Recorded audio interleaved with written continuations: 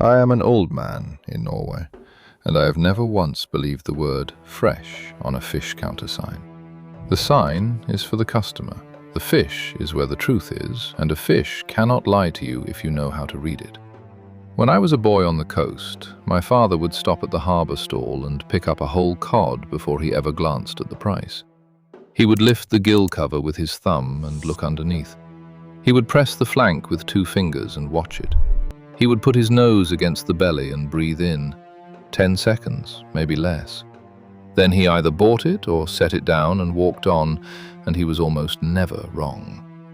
Above the ice, the sign said what it always said: fresh, fresh, fresh, fresh. In America, you stand at a bright counter with crushed ice and little sprigs of green parsley and a card that says fresh Atlantic salmon, fresh cod, fresh catch of the day. Most people read the card, look at the price, and point. They are buying the sign. They never once touch the fish. I have stood in those big American stores and watched it. A whole line of shoppers leaning over the glass, reading the little cards the way you would read a menu, comparing the prices, pointing at the prettiest pink slab. Not one of them leans in to smell it. Not one asks the man behind the counter a single question. They have handed the whole judgment over to a card written by the very people who are selling the fish. Here is the first thing to understand, and it will change how you shop for the rest of your life. On a fish counter, the word fresh is a marketing word. In the seafood trade, it means only one thing: that the fish was never frozen. It tells you nothing about when the fish was caught. A fillet can be fresh by that meaning and have been out of the water, lying on ice for a week or more, slowly going off, while the sign still says fresh with a clear conscience. So I do not argue with the sign. I ignore it the way my father ignored it, and I read the fish instead. In the next few minutes, I will show you exactly what he checked and what a whole Norwegian research institute has since turned into a hard science. I will show you how to read a bare fillet, where there are no eyes and no gills to help you. And then, because I am an honest old man and I will not sell you a fairy tale, I will tell you the part that surprises even careful shoppers. That the fresh fish is very often the worst buy, and the frozen one in the aisle behind you is fresher and costs you several dollars a pound less. But first, the reading. Start with the eyes, if the fish is whole. A fresh fish has clear, bright, slightly bulging eyes with a wet shine, as though it is still looking at you. As it ages, the eyes go cloudy, then flat, then sunken, pulling back into the head. A milky, caved-in eye is a fish that has been dead a long time. One honest warning my father never had to think about, but you should. A few kinds of fish have naturally cloudy eyes, even when perfectly fresh, and a clever counter can rinse a tired eye to brighten it. So the eye is a clue, not a verdict. The gills are the real test. Lift the flap on the side of the head and look at the feathery gills underneath. On a fresh fish, they are bright red or deep pink, clean and wet, the color of fresh blood. As the fish ages, they fade to dull brown, then gray, then a slimy green. If I could keep only one check and throw the rest away, I would keep the gills, and the scientists in my own country agree, as you will hear in a moment. Then the flesh. Press a finger into the thickest part and lift it away. On a fresh fish, the dent springs back at once, firm, like pressing the heel of your own hand. On an old fish, your fingerprint stays, a little crater that fills in slowly or not at all, because the flesh has already begun to break down. Then the smell, and this is the one that never lies. Fresh fish smells of clean seawater, of cucumber, of cold stone, mild, almost sweet. It does not smell fishy. That sharp, sour ammonia smell people think of as the smell of fish is the smell of fish going bad. If it wrinkles your nose at the counter, it will be worse in your kitchen, and worse still on the plate. And last, on a whole fish, the skin and scales. Bright, wet, with a natural sheen, the scales lying flat and gripping the body like armor. dull, dry skin and scales that rub off on your fingers mean a fish left too long. There is one more check the old buyers on our coast swear by, and you can do it on any whole fish. Take it by the head and see how it holds itself. A truly fresh fish is stiff, almost rigid, and held flat by the head, its tail barely droops. An old fish goes limp and folds like a wet rag over your hand. Fishermen in the north have judged a catch by that stiffness for as long as there have been boats. Eyes, gills, flesh, smell, skin. My father ran through all 5 in the time it takes to name them. You can learn it in one trip to the counter and own it for the rest of your life. You might think this is just an old fisherman's feel, the kind of thing that dies with the old men. In Norway, we did the opposite. We wrote it down and turned it into a measurement. At a research institute called Nofima, our national food scientists built something called the Quality Index Method, QIM for short. It is exactly my father's checklist, made exact. A trained inspector looks at a fish and gives it demerit points, 0 to 3, on each feature. The eyes, the gills, the skin, the smell, the firmness of the flesh. Add up the points and you get a score that tells you, with real accuracy, how many days of good eating that fish has left, without anyone knowing the hour it was caught. The fish's own body keeps the clock. A fish at the top of that scale has a week of good eating left in it. A fish near the bottom you should cook tonight, or not buy at all. Fish buyers across Europe use this method today. It exists because Norway takes the reading of a fish seriously enough to build laboratories for it. One of their sensory scientists, a man named Mats Karlahog, put it as plainly as my father would have. If you could choose only one thing to judge a fish by, he said, choose the gills. Because the gills are where fresh blood meets the air, and while they are still red, the fish was killed only a short time ago.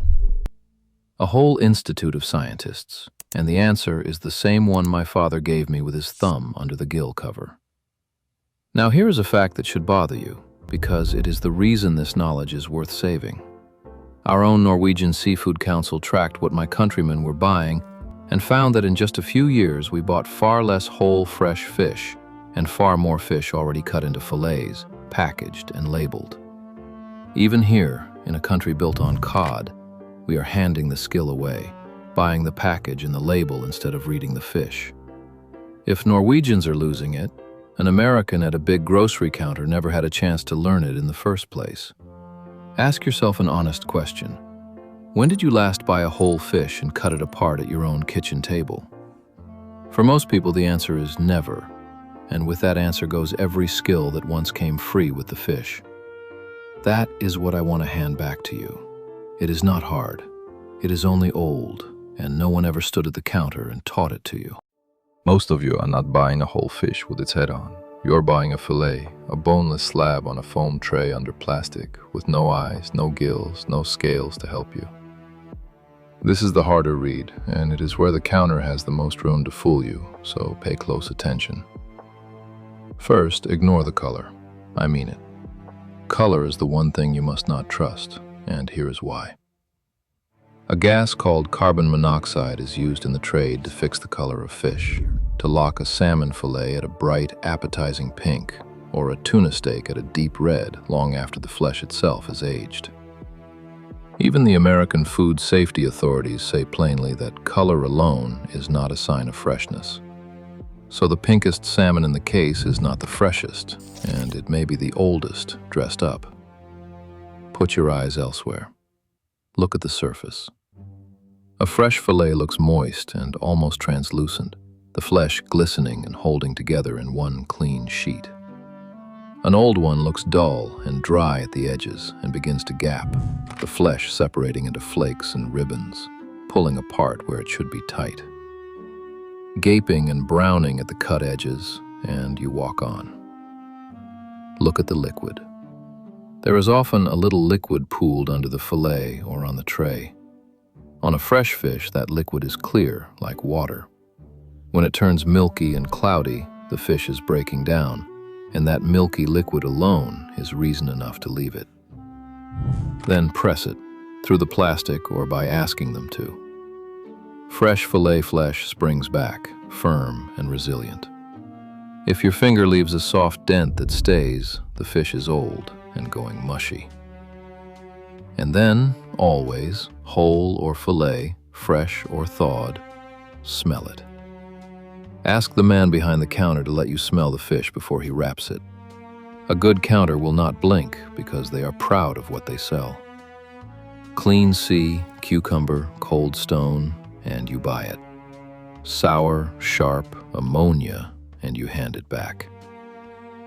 One small trick for the fillet buyer. Where you can, choose a fillet with the skin still on one side. The skin protects the flesh and holds it together. It slows the drying and the gaping, and a bright, tight, silvery skin is one more honest sign you can read where the bare flesh gives you little. Your nose is the one instrument that works on every fish in every form, and no gas, no bright pink light, and no sprig of parsley can fool it. Now the part almost no one at the counter will tell you, and the part that will save you the most money and the most disappointment. Unless you live on the coast, beside the working harbor, most of the fresh fish in your grocery counter was frozen. It was caught far away, flash frozen on the boat within hours of the catch, shipped frozen to a warehouse and thawed out to lie on the ice under that fresh sign. This is not a scandal, and it is not against the law. In America, there is no federal rule forcing the counter to tell you the fish was once frozen. Only a handful of states require it. The word fresh means only not frozen at this moment. It can be perfectly true and still mean the fish was frozen solid last month. And here is the twist that turns the whole thing on its head. That frozen at sea fish is often better than the fresh one lying next to it. A fish flash frozen within hours of the catch is stopped at its very peak. The fresh fillet beside it may have been thawed days ago and losing ground on the ice ever since, or worse, thawed and refrozen and thawed again on its long way to you. Blind taste tests have put flash frozen fish level with or ahead of counter fresh more than once. So when you pay extra for the word fresh, and it is extra, often $2 to $6 a pound more, you are frequently paying more for the worse fish. The freezer aisle right behind you may hold the very same species, frozen at its best for less money. And learn one more tell while you are at it. If a cut of fish is priced oddly low, do not assume you have found a bargain. Sometimes it means the counter knows that fish is near the end and is quietly pushing it out the door before it turns. A price that looks too good at the fish counter is a question to ask, not a gift to grab. One more honest thing, so you do not misuse what I have taught you. If a fish is sold as previously frozen, it may not show the bright eyes and firm spring and red gills of a never-frozen fish, because thawing softens those a little, and that does not mean it is bad. On a thawed fish, lean hardest on the smell and on the clear, not milky liquid. The eyes and the gills are for the whole never-frozen fish. The nose is for every fish there is.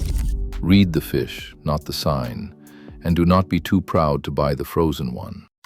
So here is what to do. The next time you stand at that bright counter, do not read the sign first. Read the fish.